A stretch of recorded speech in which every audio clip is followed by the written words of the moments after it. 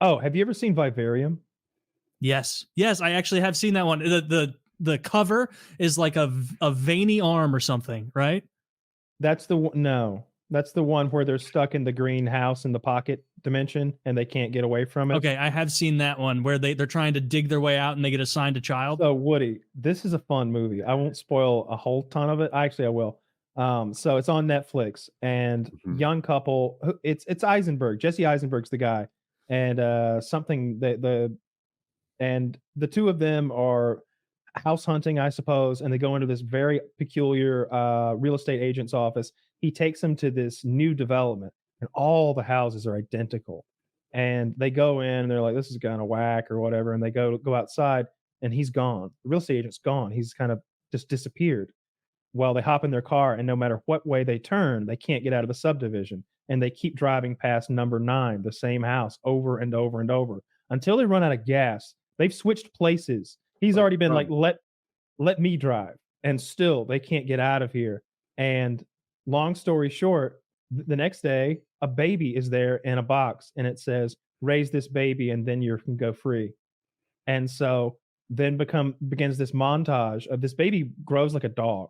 Like it's growing fast. It's clearly some not, and it talks, its lips move, and then almost like a speaker from within it plays a voice that's disconnected. And it screams like a banshee when it wants food until it's like the milk is in the cereal and the spoon is stuck in, and then immediately its mouth shuts and it eats. It's disturbing to live with. He's like, sounds like a normal baby, really. It is. I kind of liked it. It's a dark, dreary, depressing, sad movie. The girl is outside looking at the clouds, and she's like, "Clouds here are all cloud shaped, all of them, cloud shaped clouds." It's that happens here sickening. too. Yeah, no, yeah, but some of them look like dogs. Some of them look like a house. Some of them look like a face. They're all like cartoon clouds. Yeah, they're like little poof balls. Little poof balls just copy pasted in the sky. Like none of it's real. They're in this like weird pocket dimension where these aliens use humans like cuckoo birds. You know how the cuckoo bird lays its egg? Yeah. And the cuckoo hatches out, pushes the sparrows or whatever they are out of the nest, the robins, whatever. And then the mother doesn't know any better. She has to feed it. Like they're human cuckoos. It was sad. It was not a satisfying ending. Why? Did they go free? They died, and the baby had grown to be the exact same man who had dropped them off, like a clone of him essentially. And he Ziploc bagged them and threw them in the hole the husband had been digging to try to escape the whole time. And that was that. Yep. Not a tale of jubilation at the end. It was there weren't enough answers at the end. I needed a drink after that movie. That was so. You need to drown it with a little Dos Equis. But it's kind of cool because the movie seems to have impacted you. Therefore, that movie was well done. It's one of those movies where the premise is so fascinating that it pulls you through the entire thing, even if as it's going, you're like, well, even if I was in this situation, this isn't the behavior I'd do. Or I killed a kid, right? Would you kill that kid? Yes. Yeah. It clearly it was so like it did that thing where the kid was around for like the kid had been there for 3 weeks and he was already 7 years old. And then the wife is like, something's not right. And it's like, no shit. Like it's been evident since step 1 of this that something's not right. The husband's like, that's not a boy. She's like, that boy. She's like, it's not a boy. That's not a child. I don't know what that is. And he tries to kill it. He tries to go lock it in the car and like leave it out there to die. And she goes and gets it out of the car and brings it in because it's screaming. Dude, I would have pickaxed that thing. That thing was clearly like a demon. Yeah. There's one part that's actually like scary in the whole thing where the boy the whole time he's mocking them to their face, but he can perfectly duplicate their voice from within. He's like a mimic. He's like it's like he's a voice recorder almost. And he's been leaving the house and he says he's going to talk to someone, but he can't say to who. Like he goes somewhere. They can't walk down the street without coming out the other side in a circle. But this guy's been leaving during the day and he's got like a school book written in alien fucking languages and shit, but he won't tell him where he's going or who he's talking to. And so she's like, can you mimic daddy? And he goes, I'm so tired of this. Nothing tastes good anymore. Oh, that's so good. can you mimic mommy? Yeah, of course I can. Oh, that's great. Could you mimic anyone else? The doggy. He goes, ruff, ruff, ruff, ruff. And it's like, okay. What about anybody else? Maybe the person you met with today? And he just goes, and like, and his throat starts swelling in this unnatural frog-like way from both sides. And she just starts sobbing in terror, backing away from him. And it's like, fuck. This is, all right. Well, this is dark. That's a bad answer. Like, not what any of us wanted to hear. Not what I wanted to hear at all. That was a dark, depressing, sad, but also an interesting premise. Like I love the cuckoo. At the very beginning, you see the cuckoo thing happen. So it's you see like a cuckoo pushing the other babies out. Oh, okay. So it's kind of in your head that that's what's going on here. That was a dark fucking movie. I guess you're right, Woody. If it affected me, it's done its job. I watched some movies and I'm just like, meh. All right, good guy won, huh? Guess he shot them all. Right. 1/3 of the way through this, I could have written the other 2/3. There's so many movies where you've got like the estranged husband, right? The wife, she's got a new guy that she's been like living with, and he's worried about his son maybe becoming this guy's son a little bit too much, and then the boyfriend dies. He gets killed in the plague, the tragedy. It happened in 2012. That movie where the whole world's falling apart. And then the wife forgets that motherfucker immediately, and arm wrapped around old husband, and we're all smiling. And it's like, man, this is so fake. There's nothing real about this. We'd all be destroyed. We'd all be destroyed. Dead. Sure. Yeah. Yeah. Although in that, at least I feel like with Rick especially, he's just like, there's nothing left to feel. Like he's just always sort of in the state of being traumatized or dealing with the previous trauma after maybe season 5 or 6. He's just always fucked up and usually physically beaten. He's often all swollen up and cut and bruised. Dude, I know I watch more Walking Dead, I think, than most people, and I think the move is to kill yourself in that universe. Even the people that do thrive and sort of get on top of it, you will never have joy again. There is no goodness. I think they just suck. Moments between terribleness, but there's no joy. You just got to go so far north that they can't walk around, and you can find joy, but you're just going to be cold. Like, I genuinely don't in this universe. I don't think there's a cold problem, but they can't swim. So there might be some sort like of a Madagascar island solution, some kind of island, right? Or heck, I've watched enough sailing videos. Why not just go from like island to island, enjoying your sailing life? Yeah, there'd be a way to find joy. Like it's a TV show, so if they ever were to allow human ingenuity to fix the zombie problem, they couldn't continue the show. But human ingenuity would fix the zombie problem right away. It's a silly premise to begin with. We could just dig holes and put spikes in them and throw speakers in there, and like no more zombies after a while. They'd all just be spiked, and if the hole filled up, we'd burn them all up. There'd be a risk because everyone that dies becomes a zombie in The Walking Dead. So there's a resupply. It seems there's always someone going to die, but they'd probably manage that. There'd be a protocol that people agree to. We all need we just need Apple Watches. We need to get notified when Biden bites the dust, so that we can go in there and get rid of it. You'd have like an elderly section of the village. Actually, but you could have that wouldn't last long at all. One elderly person dies, and then it's just a clean slate every time. Now you've got 19 elderly zombies to deal with. I'm not sure an elderly zombie is less dangerous than a normal one. No, they creep up on you. There's bite you with their zombie mouth. Like, is their strength related to their normal strength? I don't know. I'd be more scared of like an Arnold Schwarzenegger zombie than a fucking Chris Christie zombie. A muscular zombie. I wouldn't want to tussle with either one. All they got to do is zombie with a helmet. Chris Christie is a zombie. He knows how to bite. Zombie with a helmet is a problem. Yeah. That'd be a real problem. Zombie with a helmet, like a military helmet, especially like if he could take some pistol bullets. Plants vs Zombies. That's one of the most feared enemies. The zombies. The helmeted zombie with the bucket. Straightforward. Like I like psychological thrillers. Any like horror's good, but like a good thriller, and it seems like that's the rarest kind of movie to be done really well. Like Silence of the Lambs, something like that. That's just fucking excellent. There aren't. I really appreciate good sci-fi. Like if they can build a world that's different somehow, and even if they're doing like this small little mission and it's contained in this room or on this ship that's going to a place, I really dig that. But yes, psychological stuff and horror. Anytime there's an actually good horror movie, it's like today's a good day. Saw one. Yeah, sure. Or the Conjuring, I think is tremendous. It's probably my favorite horror movie. I mean, I really like The Exorcist, but that's a 50-something-year-old movie or something. Yeah, Conjuring. My son just watched all the Saws. Now, not every night, 6 nights a week, he watches a movie. Jeez. And he comes down and says, "Dad, I watched a movie." And I say verbatim, "You watched a movie? How cool. What movie did you watch?" He gives me the title. And then I say, "What year did that come out?" And he tells me what year. I might ask a question about the genre or something, and then I guess how long it is. The thing is, he's like, "What movie did you watch?" "Saw." "What movie did you watch?" "Saw 2. What did you watch?" "Saw 3. Now I'm catching on to the pattern. Yeah. So I'll like look up in advance how long Saw 4 is. I mean, like, is that 1 hour, 33 minutes? That's right. Like, who knew? Oh, it's out in the dark here, 89 minutes. I really like that. Good at this. I thought that Barbarian movie was tremendous. I like something that's got a twist. Yeah, that was good.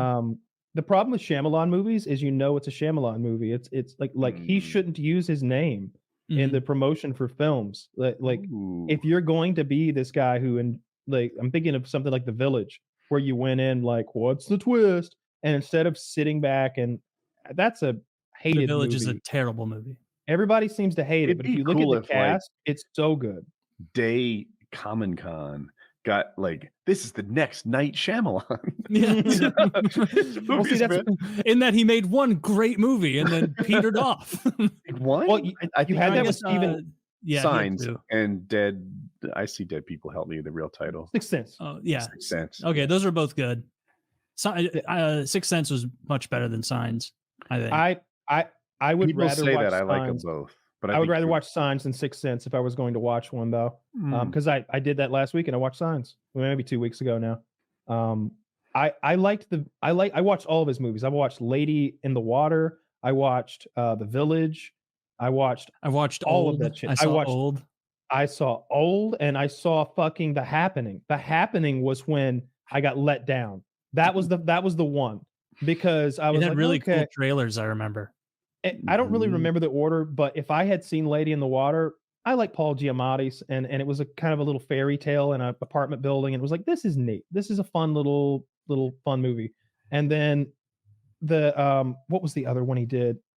But when The Happening came out with Mark Wahlberg, and that, it was just garbage. It's a genuinely trash movie.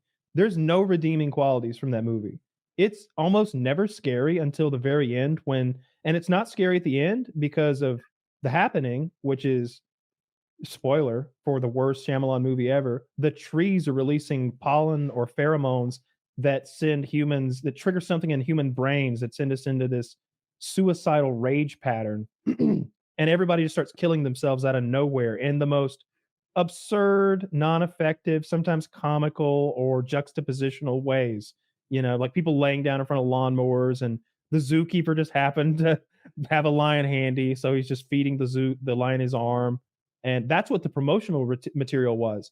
It was these people were going about their day, maybe at an outdoor cafe or something, just, ooh, Brian got into 3rd grade honors, and then suddenly a body falls, and they're like, oh my God, someone jumped. And then another one, and then another, and because like tons of people are suiciding off the building. And it's like, whoa, what the fuck? And then they show like some quick clips of the lawnmower mowing the guy or the lion eating the person. You're like, what the fuck is this movie? It's trees. It's trees making people silly. But don't worry, it'll stop at the end when Mark Wahlberg's done. Yeah. And Marky Mark's a terrible actor. Like, he's a terrible actor. Did you see him in his recent Netflix show? I forget what it was called. He played like an assassin whose family didn't know he was an assassin. No. Oh. I watched it with Jackie. It was fun, but not good. What, isn't he in The Other Guys with Will Ferrell? Yeah, that was a super funny movie. He's in Ted too. Like he can do that. That's his best character, because I think that character is closer to like who he is, just sort of a douchebaggy, funny kind of ish guy. Like I think he's good in Ted, I liked him in Ted a lot, and I liked him in The Other Guys. I really like The Other Guys. I think it's funny. Yeah, The Other Guys is super funny. Wait, that is the one where it starts where The Rock and Samuel L. Jackson are like, aim for the bushes. And then they aim for the bushes. And they just hit the concrete. We don't know what they were thinking. It was a 65-story building. Yeah, that was a super good movie. I remember getting some out loud laughs at that. Yeah, where Will Ferrell's like shitty to his unbelievably hot wife. Eva Mendes. He's like, you come out here dressed like a plain Jane, and when I've got company over, and she's just a bombshell. And that's so funny. Kenny Powers did that too. Kyle, you saw that movie or TV show? Yeah, I saw all of it. Eastbound and Down. He wanted her to like, I don't know. They were like, we're going out. I want you to dress nice, and she's in this like glittery thing, and she looks like $1 million. And he's like, you're okay, but you dress like a whore. but she was dressed like a whore. You're misremembering. She's dressed like white trash whore. I saw it today, and that's my style. I saw it today. It is. I mean, well, Amazon. She looks like a disco ball that I want to fuck. Yes. No, I need to watch the rest of that show. I watched like the whole first season, and I thought it was very funny. And then I must have like not had HBO after the first season for a while because I never. That's probably 10 years ago now. It peters off a little bit. It's fine. But I think that his pathetic sidekick, whatever that guy's name is, the guy with the goofball who kind of talks funny, he comes into his own in season 2. It's either 2 or 3. Kenny flees to Mexico and starts pitching in a Mexican league and actually does okay. And but the other guy marries this morbidly obese Mexican woman, and their relationship is fucking hilarious. Oh, he also gets cornrows, which is pretty funny too. I think they both get cornrows, and they're fighting cops. That's like their side gig, and they get robbed by Mexican midget gangsters. Yeah, it's an interesting. It's a fun to watch the rest of that series before Terminator or Terminator 2. I was gonna send you the Blu-ray too. I've got it. I watched that movie that you sent me. Not leaving Las Vegas. LA Confidential. LA Confidential. That's what it is. Yeah. Yep. And I liked that a lot. I still have it. It's one of the only Blu-rays I own. It's tremendous. What's your Blu-ray player? I used my Xbox, like the Xbox One, the black one that's like vertical. Series X. I don't think they come with a disc player anymore. Oh well, I think it did because I don't know what else I would have played it on. You might not have the most recent one, or I'm wrong, which could be. I've got a PlayStation 5 and a Series X, so one of them definitely plays Blu-rays. Yeah, I definitely don't. My Xbox. I don't operate the discs. I've got someone for that. You don't know how to operate the disc? You train your dog. Toby can. Zach says you can get them with and without the disc, so maybe I don't have the disc. That's why I think that. Okay. Yeah, I think those consoles have always been pretty good Blu-ray players. Back to when PlayStation destroyed when they stuck a damn Blu-ray player in that PlayStation 3. That was such a good idea. Mm-hmm. Having PlayStation 2 be a DVD player was an awesome idea. Xbox 360 was too, though. Wasn't that the same gen? No. Or was 360 and PS3 the same originally gen? Xbox 360 couldn't. That'd be wild. Yeah. Didn't it play that other one, like the HD DVD or something? They would have played both, right? I remember HD DVD and like not knowing which was going to win and not buying. Neither of them. Torrenting one again. No, if you want the highest quality visuals, you'll still have a Blu-ray. Do you think you'll like that Kevin Costner movie while we're talking about movies? You don't think I thought you might like because you. So if you want a good movie reviewer, I think he's kind of on the same wavelength and he's fun too. It's Critical Drinker. He's also a bit political. He goes on Piers Morgan and stuff and talks about the woke Disney stuff. I think he described it as that it bounced around to quite a few characters and it made it sound like it was a bit disjointed and you weren't getting enough of what you wanted and far too much of characters and situations you didn't care about. And I don't know. I'll watch it. I'll give it a try, I guess. But his if you go back to his Wyatt Earp movie, I don't know if you ever saw that. It came out the same year as Tombstone. I saw it. It's been a while. It's it's a little dry, you know, because Kevin Costner's a little dry. He doesn't have a sense of humor. Kevin Costner's never cracked a joke, not a real one. Like he might have been, if anything, his sort of like lack of a sense of humor is the joke. You know, like his sort of the fact that he often plays someone who's socially retarded, for lack of a better term, like someone who's been out too long. You know, if you think about Waterworld, or if you think about Postman, or even if you think about Open Range, it's this guy who's been out there too long. He's not used to being in town, and he's going to be sort of awkward and weird about it. Patience for people in, is it Yellowstone, the TV show? Yeah. I quit watching that like a couple years ago. I'm sure there's still some good Yellowstone to watch, but I didn't make it to the end. I didn't make it anywhere near the end. I'm probably missing. I didn't know it was ended. I'm missing quite a bit. I liked it for a while and I lost interest. It's been a couple of years, and there's supposed to be one more season that wraps up the story, but they just can't seem to get that done. Yeah, I heard. I know Kevin Costner's done according to him. So that's come and gone. It's currently gone. So you're right, but yeah. But yeah, the Longlegs movie is the only thing on the horizon as far as movies that I'm like hyped for. I'm tempted to go to the movies and watch it. It looks really interesting. They have a fun marketing campaign, and you never know how much of it's fabricated or nonsense or whatever. But it starts, and it's like the first time that the actress who plays Michelle or whatever, doesn't matter, saw Nick Cage in his Daddy Longlegs like outfit or whatever. Her heart rate hit 170 beats per minute, and it's like, that's kind of cool if that's true at all. You know, I like that. That kind of tells me that it's shocking and fucking scary. Again, I've tried to avoid any sort of spoilers at all, but it looks like maybe he's a giant spider monster or some shit. So you don't know anything about this show, Daddy Long? No, I have no idea. It's a movie that's like out now, I believe. I'm looking, but it's what I want to see the most. I like Nicolas Cage when he's used correctly. I always say he's a good actor, but he's got to be applied correctly. He's not the guy you'd want to like play the president in your movie in like a historical drama or something. But if you need a loon or a wacky, goofy monster or someone who's supposed to be like out there, he's perfect. He's ready-made. He doesn't even have to act. Are you sure it's called Daddy Longlegs? Maybe Longlegs. Maybe just Longlegs. It is Longlegs. Okay.